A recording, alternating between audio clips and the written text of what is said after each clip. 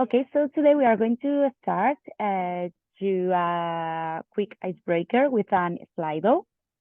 So please scan the following code, the one you see in your left, and answer the first question. That is, where are you joining us from today? It's always exciting to know where everyone is joining us.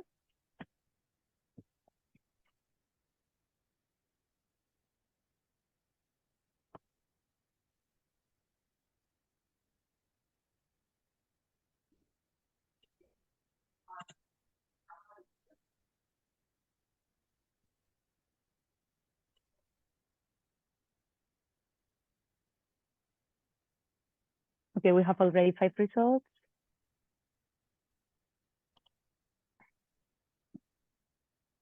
Seven.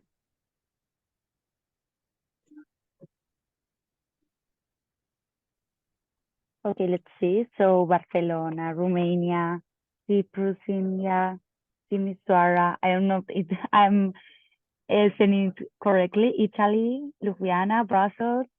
Okay, so nice to see that we have participants from various locations all around the world. Nice. Okay, so let's go to the next question, which is, yeah, you have the QR code. Now let's go back to the Slido. I'm with my team, Maria, and she's helping me with the IT issues.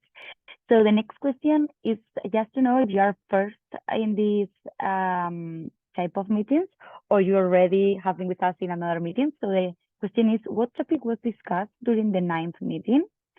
So you have 4 possible answers: best practices of registered award participants, city engagement, experiences and best practices of previous smart city projects, and this is my first time joining the meeting.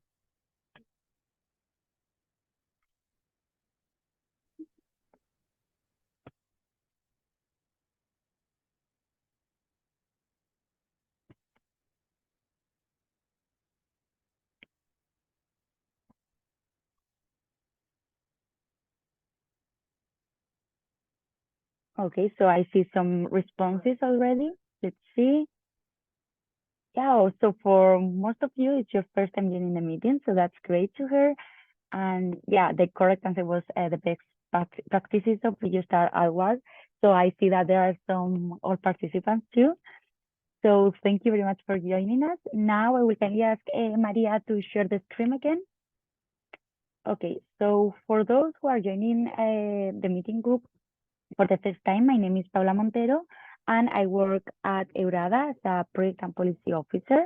EURADA is a European Association of Development Agencies, and I will be moderating the first half of the meeting. I'm joined by my colleague Maria, who is assisting me with the technical aspects. And this working group was established in 2020 in collaboration with the Lighthouse and Fellow City program of Horizon 2020, a positive project, and its purpose is to address issues related to smart cities and the preservation of cultural heritage. So in this 11th meeting, we are working on sustainable tourism. Smart tourism has become increasingly vital in the recent years, and we have two distinguished speakers with us today who will share a light on the perspectives and initiatives regarding this issue. Before we proceed to our third speakers, I would like to remind you some housekeeping rules. As I mentioned earlier, this session is going to be recorded, so we encourage you to have your cameras on. But if you wanted to keep it off, it's also fine. Please remember to switch off your microphone while you are not speaking, but if you have any question, you can unmute yourself or write the questions at the chat. Furthermore, if you would like to ask something to the speakers, you can address them and you can write them on the chat and we can address them on the Q&A session after the presentation. So on the next slide, you will find the agenda of today. As I told you, I will be moderating this first half of the session, and then my colleague Ana Ferreira from the Research and Development Engineer for EGP and clustering and coordination of the World Package Leader of Positive, will be moderating the Q&A discussion. So let's go for our first speaker. So please join me in extending a warm welcome to our first speaker, which is Mitja Predovnik, the Deputy Managing Director of Visit Ljubljana. He's responsible for the promotion and development of Ljubljana and Central Slovenia destinations. He oversees numerous projects aimed at positioning Ljubljana as a leading tourism destination. He was a key member in the core team that organized the activities from the European Green Capital in 2016, as well as in the team involved preparing the cultural and tourism development of Ljubljana in the next year. He has a lot of experience managing tourism flows and developing tourism products and brands. So, Mitja, would you like to share your own screen, or you prefer we can share your presentation and you indicate once you wanted to go to the next slide? Paula, I would like to share my own screen, but sure. If it's not going to work, I will postpone it to you, okay? No, you can share your own screen. Okay, cool. Fits to you better. Just a second.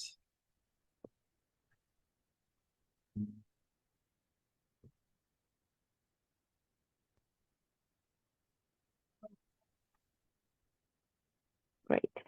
Yeah, we can see your screen perfectly. You can. Okay. Good.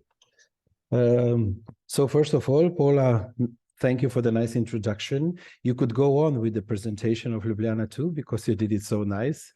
But well, I would try to use my 15 minutes to do my best. So first of all, as Paula already said, I'm Mitja. I come from Ljubljana Tourism, and we are the organization that was established by the municipality of Ljubljana to develop and promote Ljubljana. So we develop tourism products of Ljubljana and its region, and we also do the promotion not only in Slovenia, but also, of course, abroad. I have to tell you that Ljubljana got 95% of visitors from abroad. So we are mostly oriented to visitors that come from other countries, and there are only 5% of visitors from that are locals. This is because Slovenia is so small, and everybody that comes to Ljubljana goes to sleep in its home while it's only 1 hour drive, and you are at the other side of the country. So to go a little bit more into Ljubljana, I would like to warmly welcome you in a sustainably oriented destination that started its story of being transformed from a gray industrial city in year 2006, when Mayor Zoran Jankovic, who is still a mayor, got his first role. But it didn't start with him actually, and it didn't start with the Romans 2000 years ago, but we strongly believe that the first modern father of regenerative tourism in Ljubljana was Jože Plečnik. Jože Plečnik was an architect that was born 150 years ago, and he implemented his work after the First World War. And why we think that he was a father of circular economy that we strongly believe in Ljubljana, it is because he was using natural and local materials to rebuild the city. He was doing his work with local craftsmen, and he was already at that time thinking of planting as much plants as it is possible into the works that he did. You can see 3 of his works at the pictures. On the right side, green facade of the trees along the banks of the river, and then other of his 2 big works. How he was recycling all those things. So if you will cut a pillar from the market, which is on the left-hand side, if you cut it into half, you will see that inside it was not marble. Actually, he was using or reusing materials from buildings that were already demolished before. So inside of these beautiful columns, they are usually bricks. So he was using materials from quarries around Slovenia, and he did import very fashionable marble, I would say, from Italy or anywhere else. So that's why using and reusing all of those things, we called him the father of regenerative tourism. So all those things lead to Ljubljana being attractive, green, environmentally friendly destination. And I hope that you heard before this presentation that we are doing right now that Ljubljana is a green city. So how did it start in 2006, which I already mentioned with our mayor, is that Mayor Zoran Jankovic said that he will close down the city center for the traffic. And this is what really happened. You can see the picture of the old city, a part of it from the Castle Hill now, and all those red roofs buildings that you see are pedestrian zone. Before, there were cars driving here, and since he closed down the first part of the city, every year after 2006, we were closing more and more streets and turning Ljubljana into a huge pedestrian zone. And you can see that Ljubljana have quite a big public green space per capita, from this 542 and more square meter per every resident. And that the biggest park in Ljubljana, which is called Tivoli Park, is even bigger than New York Central Park or London Hyde Park. So on the next two pictures, I shortly show you the picture of the Spring Park. At the back, you see the downtown of the city, which means that the park is really integrated into the city. And this is another part with a pond where especially young families like to stroll around. But otherwise, if you would like to really lose yourself, you see the forests at the back of the picture, where there are a lot of paths to run, to walk, just to enjoy the nature. So this was slowly the surface, I would say, the philosophy that we were implementing in the last 20 years to become green and sustainable city. In Ljubljana, we strongly believe that we cannot compare anymore the numbers of record 2019 year, as it is all around the world spread news, I would say. We would like to work much more on qualitative goals of the city than quantitative goals. And that means that we would like to raise the number of overnight stays, but not because there will be more visitors in the city. We would like to keep visitors a longer time in the city, so that we can speak about sustainable destinations. Here you have a weekly program, which is probably very well known for everybody who comes from a city destination. Do a little bit of explanation, try culinary, do the soup paddling, and so on. So this is how I would try to persuade and do the promotion for the people to stay a little bit longer. We implemented our last strategy of tourism for the next few years until 2027. And the first pillar of the strategy was to work strong connection, or to work strongly with our residents in the city. We strongly believe that residents are the biggest ambassadors of the city, and if a visitor feels very well among the city, in the city, then his feelings about the destination would be really cool, warm. So if you're coming to Ljubljana, the city said you will still see people, so residents of the city, living in the city center. I can speak this from my own heart because I do live in the pedestrian zone. I look from my window exactly to the market where tourists are walking sometimes. So there's a restaurant in front of my door. So I really feel tourism, how it's influencing the city center. And we developed two projects, which you see here. So one is Ljubljana Tourism Week, and the other is Campaign for Residents of Ljubljana, with the aim to show the residents how they can participate, or how tourism is influencing our or their day-to-day life. So in the first project, it is done in September. It lasts a week.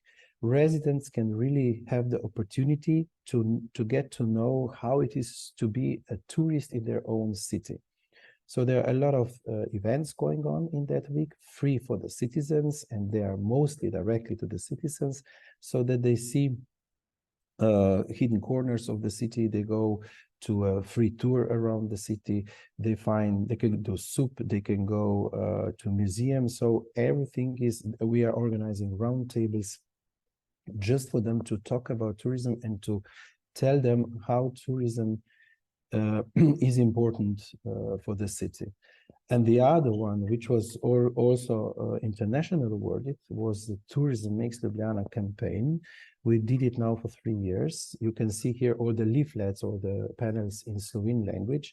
And this is because we were telling to the citizens, to the residents of the city, why the money that comes from visitors to the city is used for, so that they see directly that if we collect tourism tax because of overnight stays, we put this money to rebuilding the green surfaces of the city, to make the events in the city center, which they can of course all attend for free, to pay the costs for the electric cavalier, which you have on the picture here, the little electric vehicle that is free of charge and is driving around the pedestrian zone. And let's say the last project that we will communicate is that we are right now building a new fountain in the city center, which can be used for the people to go there, not only to drink water, which is perfectly safe in Ljubljana, but also to enjoy playing around it and so on. So for these campaigns, we are measuring how people are feeling the tourism, and we got also the answers if the campaign is successful. And for the last 2 years, it was very successful, and that's why we are doing it this year too. The campaign is provided through the city lights, through the web pages, through Facebook, and so all the social medias. So we are all the time asking ourselves in the last years how we are doing our work and what are the measures that we can do. So that's why we introduced quite a lot of key performing indicators. I'm not going to go through all of them. Maybe we can talk about some later, but I would just like to point out number 2, the Green Scheme of Slovenian Tourism. So this is a program done by the National Tourism Organization.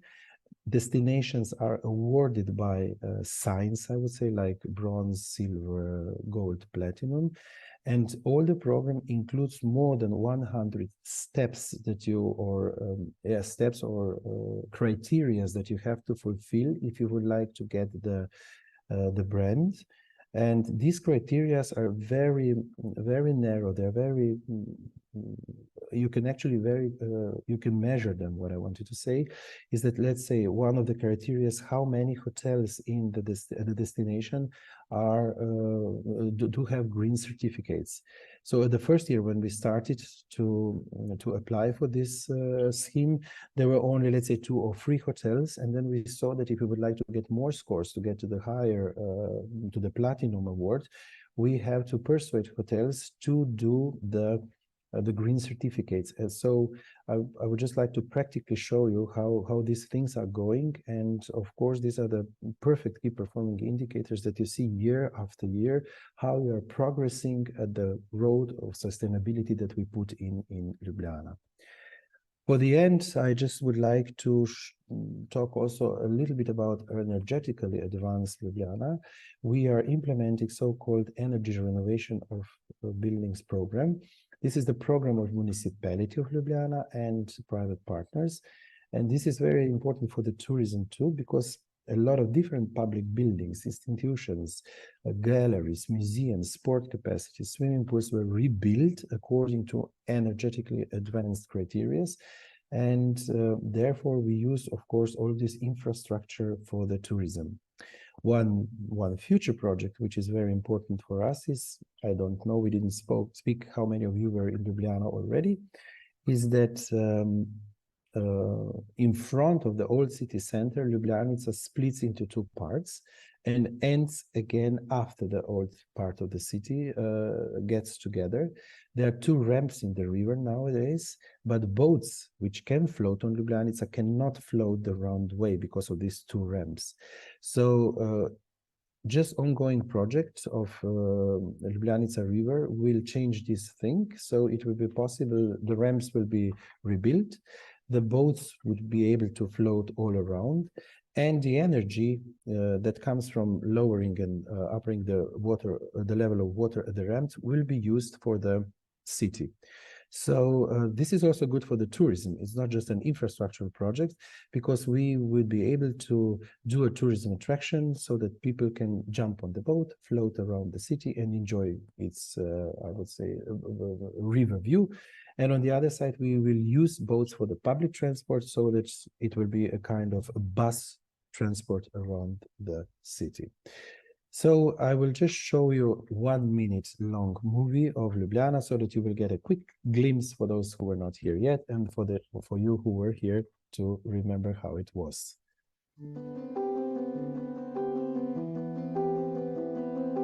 Ljubljana, Slovenia, a capital city with a green soul, a mindset of reuse and regeneration, the largest vehicle-free zone in the EU, and one of the highest percentage of green space per person. A city rebuilt with a human-centered approach connected to the natural world. A garden-to-table culture where nearly everything comes from the farms that surround Ljubljana. We decided to just get our own garden. The idea of closing down the city center just for pedestrians and cyclists is perfect. And then we have the Cavalier service.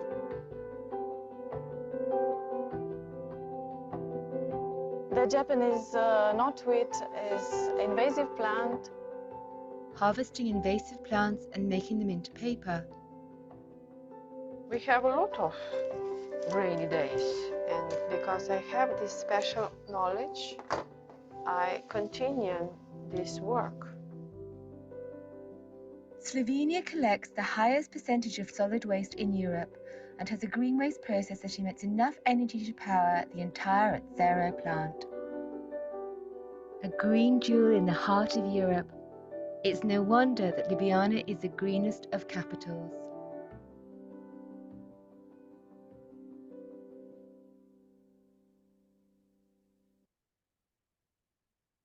Well, this brings us to the last slide. Our sustainability was awarded a lot of times, and we really do strongly believe that we really enjoy our green city.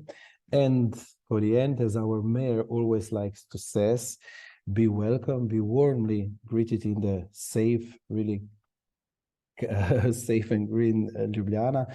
And as he said, the most beautiful city in the world. So thank you. Thank you very much, Mitja. I found your presentation super interesting. Right now, I just wanted to take a flight and go to Ljubljana to visit Ljubljana. I've never been there. So thank you very much. You have my email now, and you can just let me know. I will wait for you. Thank you very much. So now let's turn our attention to our next speaker. Please join me to welcoming Kashyap on our next slide. He's a researcher and a platform development at Uninova. He holds a PhD in computer engineering from the University of EURADA in Portugal, and his research focuses on developing machine learning solutions that can perceive, learn from, and appropriate response to people in real-time situations. He has been actively working in European projects since 2015. So good morning, Kashyap. Good morning. So nice to see you. Do you want to share your own screen, or Yeah, that would be better. Okay. That would be better. Great. So we'll let you share your own screen. Great. Can you see my screen? Yes. Yes. So hello, everybody. Welcome. Today I'll be talking about the TExTOUR project. It's one of the European Horizontal 2020 project. It's about rethinking culture, tourism in Europe and beyond. So basically, when we speak about our European project, every project has their own objective. So within the TExTOUR, our objective is to co-designing, pioneering and sustainable culture tourism strategies in order to improve the deprived areas in Europe and beyond. So there are some places within the Europe where the tourism is actually not going because they're not yet that much developed, or they're not yet been in the market or in the publicity. So that's what we are doing within the project. It started on the 1st January 2021, and it will be lasting for 45 months. And we are 18 partners from 13 different countries. So when we say sustainable tourism, in the previous talk also we heard sustainable tourism. So what is actually sustainable tourism? Which makes an optimal use of environmental resources and maintains ecological process and helps the nature, heritage, and biodiversity. So when we come to tourism, we all know we cannot ask much from a tourist. So it should be in a way that everything is being maintained. This respects the social culture, authenticity of hosts and communities. It contributes to inner cultural understanding and tolerance, and it ensures variable long-term economic operations. So we all know that Europe runs, most of the countries runs from the tourism, and it is very much famous for its own cultural heritage. So that should be maintained, and that's what we call about sustainable tourism. So within these opportunities, that what we can do in terms of culture tourism in cities and rural areas. So there are over tourism is going on to be a part of the game.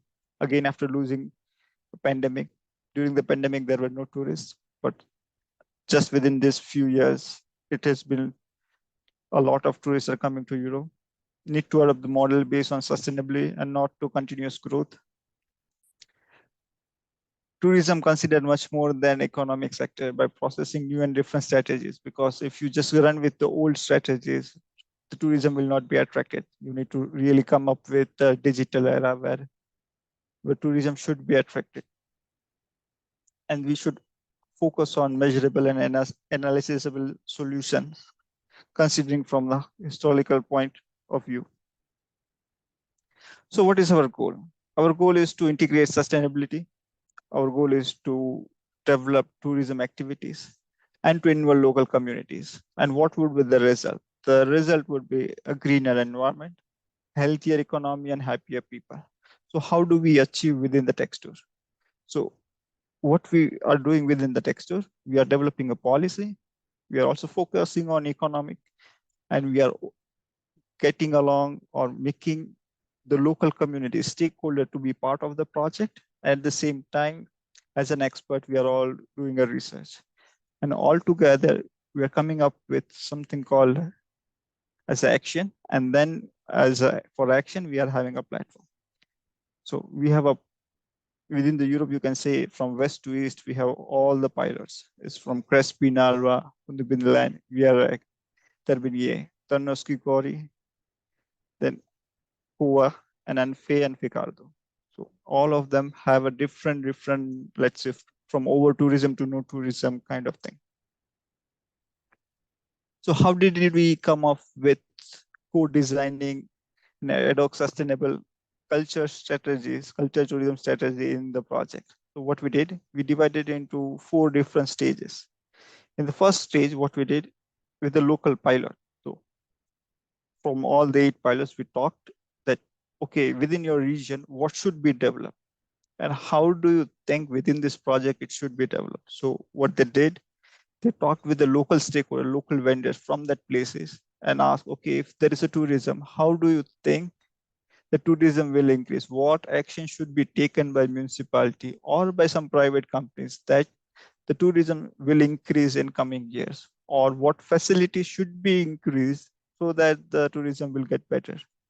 And that we come as an action. And from that action, we talked within the project that what can be done within the project framework and what can be done out of the project framework as external funding. And then it came to implementation. Okay, if we implement, what should be the criteria? Imagine that in some local site, there are a number of ATMs, which are 3, where you can withdraw money. But during the summer season, is not enough. So the tourists will not go to that area telling that there is no money transaction. So it should be 5. So that is a target. So within the project, can we do it or not? So different phases came to different, let's say, a planning. After that, it came to something called as an action card. So I don't know if you can see. Can you see these 2 photos, right? Can somebody reply me? Or is it too small? Yeah, we can see them, the pictures. Maybe it's a bit small, the letters, but we can mostly see them. Let me share the different screen, maybe. Okay. Can you see Okay, now? yeah, Yes, now much much better. better. Yeah. So this is called action cards. So we have a lot of them. So it says a type of heritage, culture tourism type. So let me give you an example. So this is an action card 1, dark tourism as a recovery strategy in BH1 country. So it's a country in China, and they want to recover from dark tourism. So what is the description of action? What they want to do in implementation? What are the actors that are involved? Meaning the local stakeholders that are involved. Who will be financing that resource? And from this, what we can learn? Okay, so this is a kind of action that if we follow or if you implement, something will come up as a result, which will be in the positive side.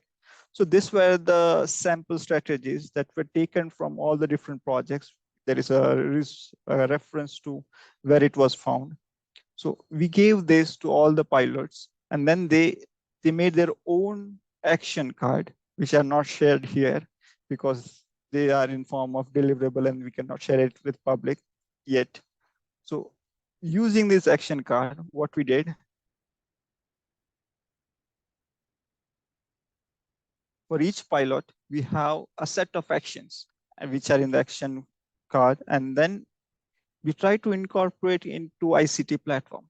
So if you have something that can be helped through ICT, then it should be done. So a project has a two different, let's say, a kind of completion. So one is on a theoretical and implementation side, and the other is on ICT support.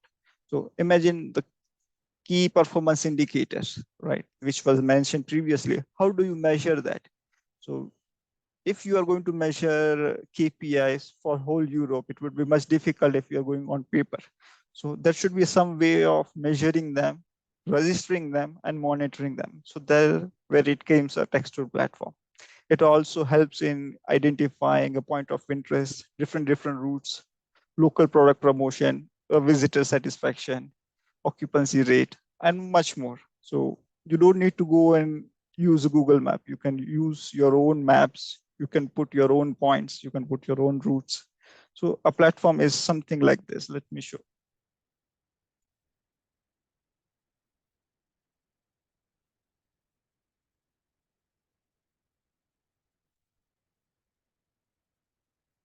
So this is a platform link. I can put it in chat. If you want to explore together, you can do it. So if you go to general, so there are something called pilot where they can insert the information. For that, you need to be a registered user. We also have something called general information, which is for all the visitors who are visiting the site. And you have a user manual how to access the site. And it is ongoing process. It's in a beta version. Still, it will be much more developed. And I think the final version will be done by December 2024.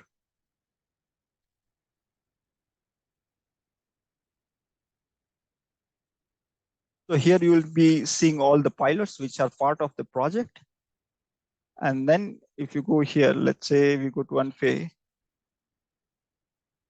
And then for this, we have 8 ICT service, which we call point of interest, route, which are coming, which is going to coming soon, the events, local product promotion, establishment promotion, occupancy rate, visitor survey, and visitor flow.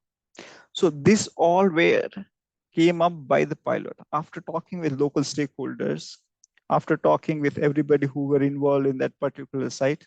They made a list that if these things were done digitally, it would really help for a tourist and to have a better sustainable tourism. So if I go to point of interest, to just give an example. So you can see this is an Anfe map. And let me scroll down to one of the point. And if I click here,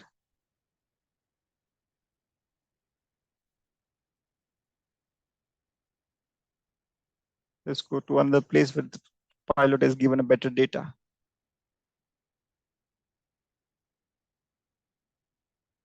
So you can see things are in a bit more development stage.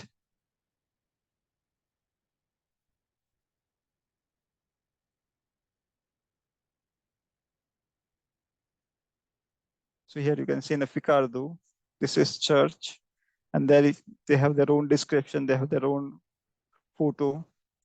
Also within this point of interest, you can add video, audio for those who are physically challenged. They can hear and listen about all those things. You can have videos and as well as images. So there are a lot of services and there are a lot of pilots. So this is what we are talking about TExTOUR platform and how the platform and pilot works. So first we came up with the strategies, and then we have a platform, and then we have a monitoring and deployment. So it goes in the loop.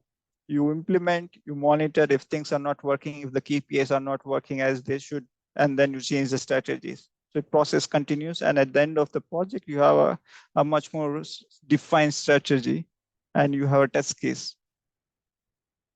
And within the project, these are the consortium that are involved. And please visit us as a TExTOUR project website. Thank you. Okay, thank you very much.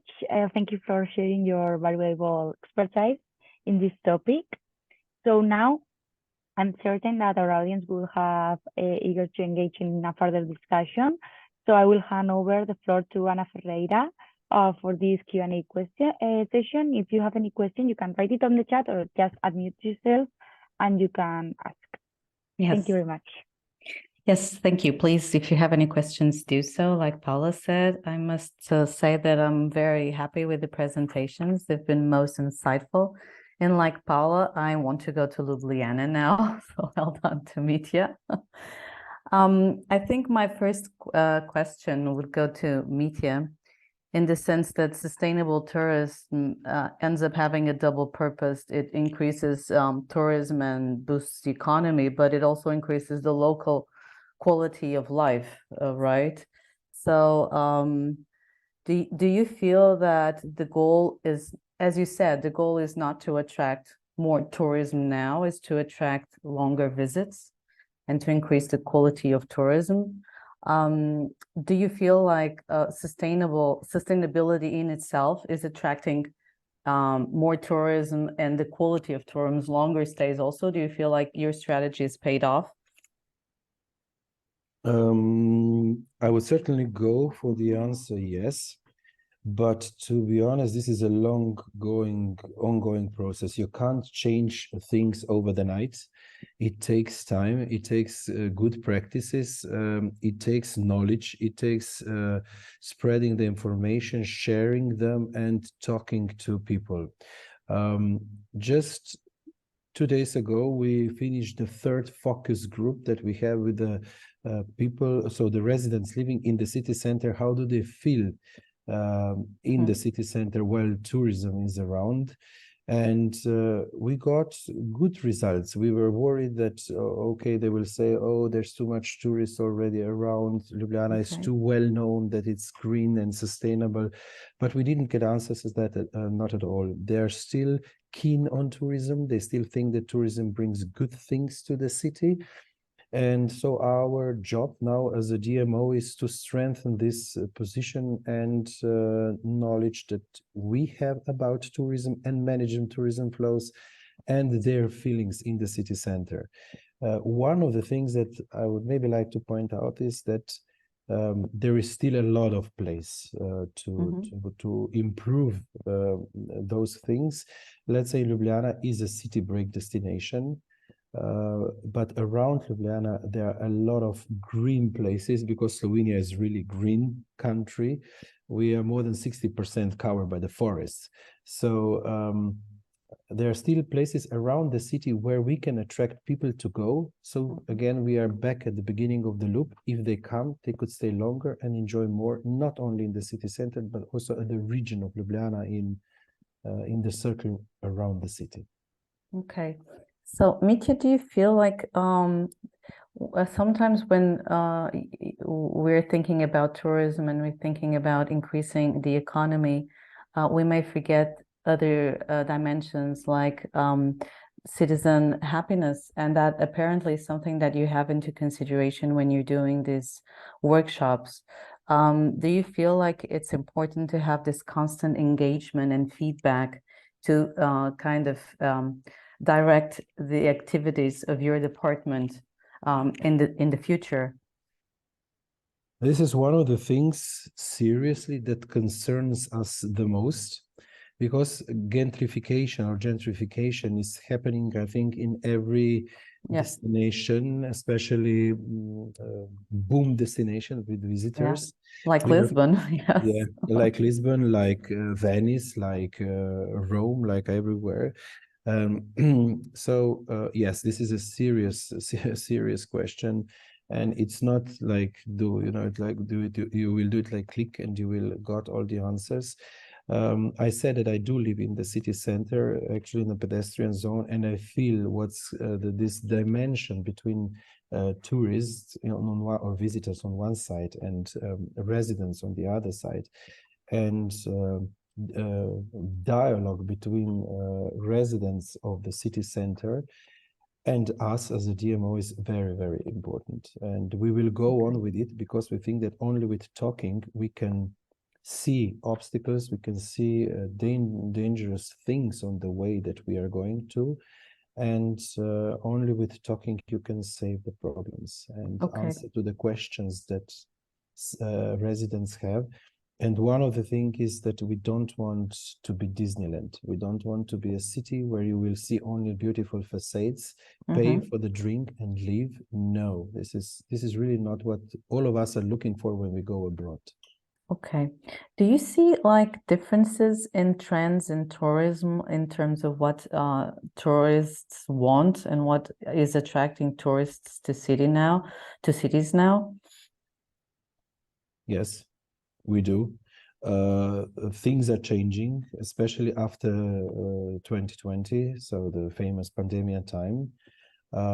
We do measure and notice those things also through the Tourist Information Center, which is part of our organization. We see that people do look for, how to say, they want to be a bit more on their own, not so much in a crowd. They are asking for the places which were not popular, let's say, a few years ago, mainly connected to the nature, of course, in Slovenia and Ljubljana. And yeah, that's it. There is a change. Of course, there are still tourists coming to the city on the buses that are bus tourists, but those who are not, they are looking for different kind of attractions and Jesus, English word, I've lost it. And destinations. Yeah, at the destination. Yeah, it's funny because people are traveling more, but they want more exclusivity. which is a paradox on one side, because as much as more people are traveling, it's more difficult to get exclusivity. But if we manage the system the right way, the flows the right way, there is still a lot of places, I said, to do so. There are many places, many destinations which still are not developed as those boom cities are, and well, there is enough of world for us to travel around. Okay. Even in small countries, right? Come to my hometown, there are no tourists yet, and there are beautiful things to see. So okay, there's plenty of work for you for the next years for sure. The next question I have for you, and probably the last ties up with the presentation also of Kashyap with TExTOUR. Do you feel like tourism apps, information apps help are needed tools to help manage all the tourism world right now? If you will ask older generation, probably the answer is going to be different than with youngers. Yes. So yes, digitalization in all ways is a must, is a future. It's not a future. It's today. So yeah, the answer would be yes. All kinds of different apps and digital things are more than needed, and they do help. Collecting the data in the real time and combining them with different kind of criteria can be used very well to manage the destination and to manage the tourism flows. Yeah, so either for the information for the visitors that are in the city, let's say where is the nice restaurant, where to sit down. Either for those coming to the city, is there a free parking place in the garage? Either for us who are managing the flows. Yeah, for stakeholders, for sure. For everybody, and yeah. Okay, so Kashyap, now next to you, thank you for being here. I didn't know you were a colleague from Portugal, so it's good to have you. And I'm sure Uninova really appreciates your efforts. Like, my question would be, like, what were the main needs that pilots addressed for you to identify strategies for? So basically, what pilot feels like when the tourists come, they're not exposed, meaning that a tourism place which are very remote, they don't have their own website, or let's say they are not well known within the tourism community. So one of them is to expose them to the world, right? So there are a lot of sites that are there, but nobody knows, because only local will know. But Okay. local are not connected direct to the global community. So imagine if you're going to Switzerland, then where you will go? So that's the first question, right? So if you know a local community and they are also there, so they can promote themselves. So that was an idea. And most of all the 8 pilots, what we have, they all told that we want a map to say point of interest. So these are the point of interest that a visitor should visit, because we read blogs and then we visit the place, right? We don't read what the local people are telling, because there is no way to know that. Yeah. So integrate a little bit more this local knowledge. Yes, because the local community should be more involved in exposing themselves.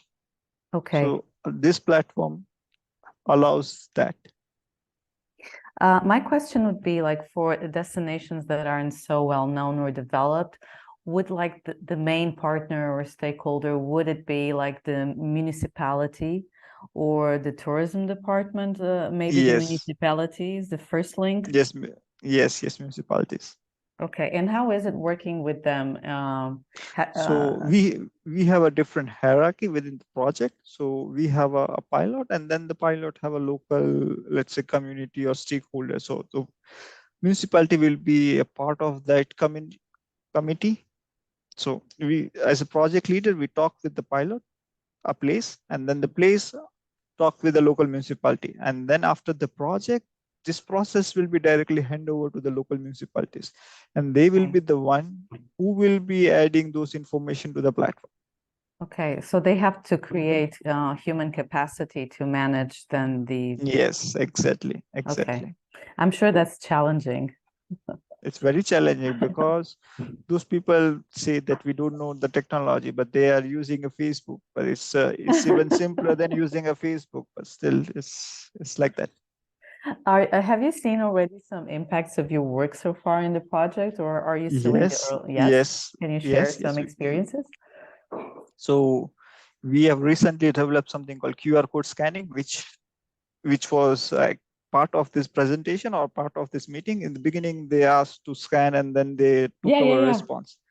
So similar to that, we are also having for this summer, we are pasting QR code in entire city. Okay. And then if you scan that code, it will lead to that point of interest, which I was trying to show. And then you can find all the descriptions and all the videos and audios, a story, real story behind that. Okay. So that practice we are going to follow in this summer. Okay, good. I'm sure it will be successful. Yes. With a good team. I think one of the participants from our list is also a pilot, Orestes, I think. He's part of Ficardo team from Cyprus. Yeah. Do you think, are you happy with the project so far, Orestes, bringing you to the discussion? Of course, absolutely. We are also seeing the impact, and we are also seeing the cultural tourism taking form, because our pilot is about a little rural settlement in the mountain of Cyprus, close to the capital city. And because in the mid-20th century, the urbanization trend just led people to abandon the countryside, and everything was falling apart. So the people who are actually living there now are about 5 to 6 people. They're very, very old. They have no touch with technology. So this is one of the ways to, as Kashyap said, to expose tourists to this place through electronic platforms, digitization, and other tools. And we are already seeing people, just from presentations that we do with communication and dissemination of the project, we are seeing people taking an interest in it. They are going to the villagers interact with them, and they get to decide also the level and the form of impact that these strategies have to the local community. They can decide which way to go. Okay. Yeah, I was wondering, like, do digital platforms help support tourism or like for this, or attract tourism? And what you're saying is they're attracting tourism as well, so they are fulfilling the goal of the project for destinations that weren't so famous. But not taking away from Kashyap, I think it's interesting to know, how do you then manage the level of impact that these small locations want on tourism? Like, imagine if a lot of people come in and they're not even prepared for that float of tourism. So that's why we talked about the actions, right? So before developing this ICT platform, we went through something called action card, and that was the process. The first one was discussing with the local stakeholders what they want, and they told that we want this, and then we talk with the project coordinators that would it be possible to implement this in this project, because something cannot be done in the project because for that we don't have a fund, we don't have a manpower. Yeah, right? Exactly. So taking all that account for all the different places in the Europe as a pilot, and then we came up with a generalized solution, which is this platform. Okay. And the beauty of this platform is it's a self-sustained platform. Like, you create your account, you use a service, you delete your account. There is no man in middle. So imagine if a new site want to be a part of the project, they can register, they can be part, they can use the services. That's wonderful, because one of the things that European projects struggle with is the legacy they leave once it's over. And how is the continuation of the work moving forward when the project ends? And that is like a clever answer to it when the platform is self-sustaining, well, to an extent, right? Yes. I'm sure you need money to keep it running in a server. Yes. But still, like, there is no man in middle, so you can do whatever you want. Okay. Good. So when does TExTOUR end? What is It's December 2024. Okay, so you're kind of like in the last year. Last third, maybe? Last stretch, you can say. Okay.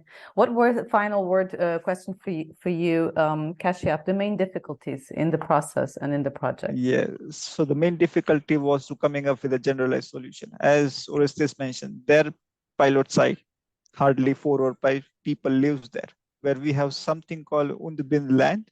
It's in Germany. It's connected with 3 different countries.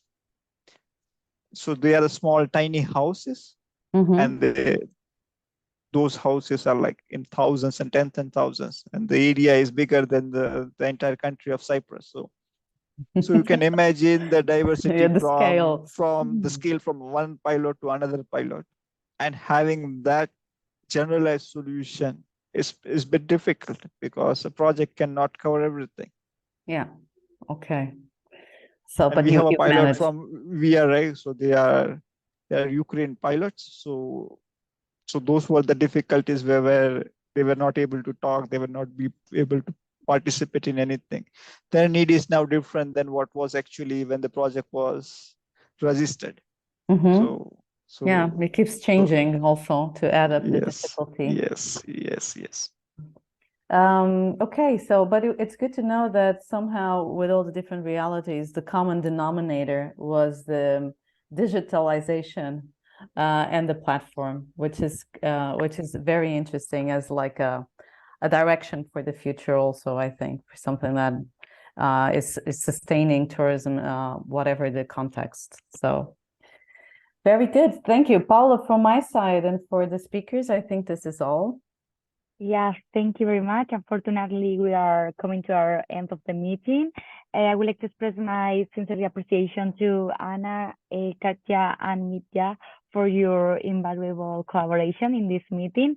Just very, very fast, we would like to show you 3 open calls from institutions that could be interesting for you about cultural heritage and sustainable cities.